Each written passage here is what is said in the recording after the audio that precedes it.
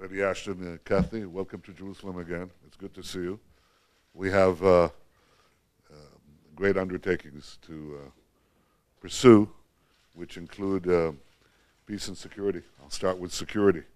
The elections in Iran will be tested by whether Iran changes its policies and stops all enrichment, takes out the nuclear material, and shuts down the illicit nuclear facility in Qom. These are Security Council resolutions. Their feet should be held to the fire. It's not a question of style, but substance. It's not a question of political spin, but the spinning of centrifuges. That has to stop, and I think that it's important that Europe joins the United States and Israel and all responsible elements of the international community and demand a cessation of the Iranian nuclear program. The second point relates to Iran's proxy and adjunct, Hezbollah. I hope that those in Europe who refuse to designate Hezbollah as a terrorist organization will change their mind, and I hope there'll be a European consensus on this. I mean, it's hard to see how you can not have a consensus on Hezbollah as a terrorist organization. If Hezbollah isn't a terrorist organization, I don't know what is a terrorist organization. I mean, they're butchering people left and right across the world and now in the cities of Syria. They're murdering civilians without let-up, including on European soil, as was discovered in Bulgaria, as they tried to do in Cyprus.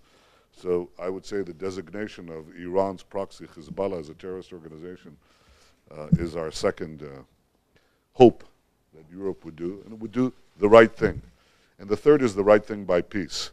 Secretary Kerry is undertaking an effort to resume direct negotiations without preconditions between the parties. That's the right thing to do. Israel is ready to resume these talks without preconditions today, yesterday, and tomorrow. I hope that President Abbas will do the same. And I hope that Europe will support this effort because it's the right thing to do.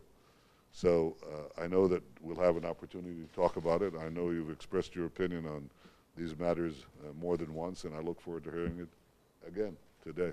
Welcome, Kathy. Thank you.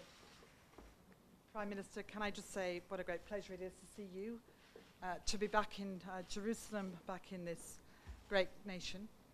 To say, first of all, that I'm fully supportive of the work that Secretary Kerry is undertaking. I know he's travelled many times already to talk with you, to talk with President Abbas, and as I've made clear, I'm fully supportive of his work.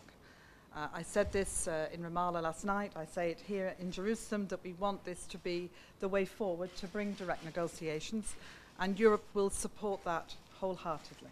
It is, as you rightly indicate, the way forward. I also want to say that it's, of course, vital that you are confident in the security of your country. That is paramount to this country. I understand that and appreciate that. And it plays a big part in the approach that we take to these efforts that are going forward. And I wish you well in so doing. Prime Minister, we have much to talk about, and I know how important it is to have the chance to consult with you about the situation after the elections in Iran. I'm privileged to lead the negotiations and our twin-track approach. I also recognise that it's important that we consult with those who have a deep interest in this, and that we have a chance to think about the broader region and the questions that concern us all. And I hear what you say, especially on your concerns about what's happening with Hezbollah. And we will talk about these things. But more than anything, thank you so much for the welcome to Israel. Thank you. Thank you, Kathy. Let's get rid of all these people. Yes. And, talk.